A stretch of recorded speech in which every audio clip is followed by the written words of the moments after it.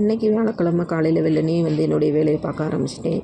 ஏன்னு பார்த்தீங்கன்னா, வெயில் ரொம்ப ஓவராக இருக்கிறதுனால மத்தியானத்தில் வேலையே பார்க்க முடியலை. ரொம்ப டயர்டாகிடுது.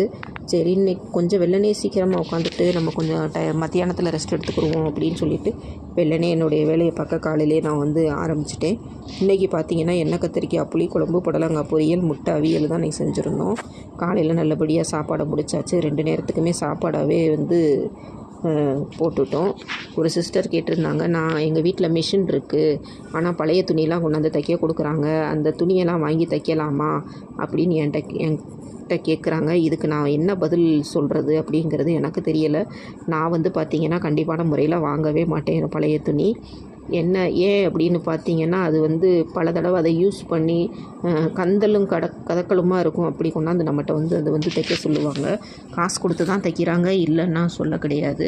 இருந்தாலுமே ரொம்ப பழசுப்பட்டையை நம்மகிட்ட வந்து கொண்டாந்து தைக்கும்போது நம்ம வந்து அதில் வந்து பழசுப்பட்டை நம்ம தைக்கிறது கிடையாது. நம்ம ஒரு தொழில் பார்க்குறோம் அப்படின்னா நம்ம அந்த ரொம்ப பழைய துணிகளை வாங்கி நம்ம வந்து வீட்டில் வச்சு தைக்க முடியாது. இதனால் வந்து நான் வந்து கண்டிப்பான முறையில் வாங்க மாட்டேன். எவ்வளோ காசு கொடுத்தாலும் சரி, பழைய துணி தைக்க மாட்டேன் அப்படின்னு சொல்லி திருப்பி அனுப்பிடுவேன்.